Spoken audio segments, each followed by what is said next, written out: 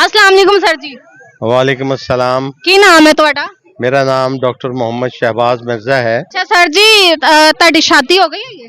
जी मेरिया हुई हैं शादियां ਕਿੰਨੀਆਂ? 3। ਤਿੰਨ ਵਿਆਹ ਹੋਏ ਨੇ। हाँ ਕਿੱਥੇ ਕੀਤੇ? ਪਾਕਿਸਤਾਨ ਚ ਕਿ ਪਾਕਿਸਤਾਨ ਤੋਂ ਬਾਹਰ? नहीं, 2 पाकिस्तान दे विच, 1 पाकिस्तान तो बाहर। ਲਵ ਮੈਰਿਜ ਹੋਈ ਕਿ ਅਰੇਂਜ? ਇਹ ਜ਼ਾਤੀ ਗੱਲਾਂ ਮੈਂ ਨਹੀਂ ਦੱਸਦਾ ਹੁੰਦਾ।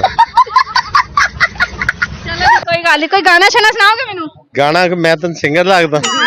ਨਹੀਂ ਵੈਸੇ ਤੁਹਾਡੀ ਆਵਾਜ਼ ਬੜੀ ਅੱਛੀ ਹੈਗੀ ਹੈ ਨਾ ਗਾਣਾ ਇਹ ਆਵਾਜ਼ ਹੈਗੀ ਆ ਅੱਛੀ ਸਿਰਫ ਖਵਾਤੀਨ ਵਾਸਤੇ। ਖਵਾਤੀਨ ਵਾਸਤੇ, ਮਰਦਾਂ ਲਈ ਕਿਉਂ ਨਹੀਂ? ਉਹ ਇਸ ਕਰਕੇ नहीं, सब वास्ते कि ਜਿਹੜੇ ਮੇਰੇ ਜ਼ਬਾਨ ਔਰ ਮੇਰੇ ਅਨਮੋਲ ਅਲਫਾਜ਼ ਹੈ ਉਹ ਲੋਕਾਂ ਦਾ ਦਿਲ ਜਿੱਤਣ ਵਾਸਤੇ।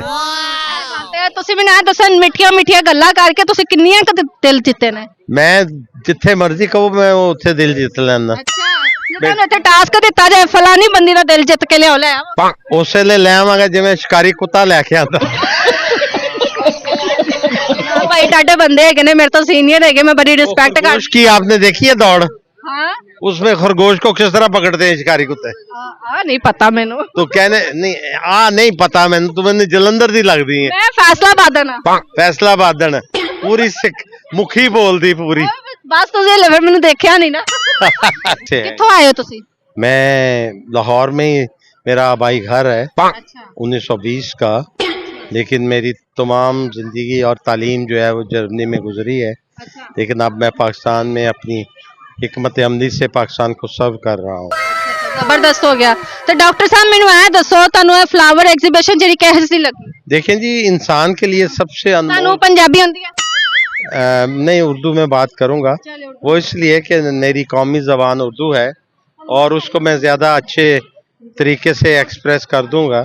वो इसलिए कि इंसान की ज़िंदगी में सबसे ज़्यादा सबसे अहम चीज़ नबातात है, और ये नबातात में ये जो फूल और जड़ी बूटियाँ हैं ये इंसान के लिए ना सिर्फ अनमोल हैं, बल्कि इंसान जब कभी बीमार हो जाता है तो ये तमाम जड़ी बूटियाँ इंसान की ज़िंदगी को बचाने के काम आती हैं।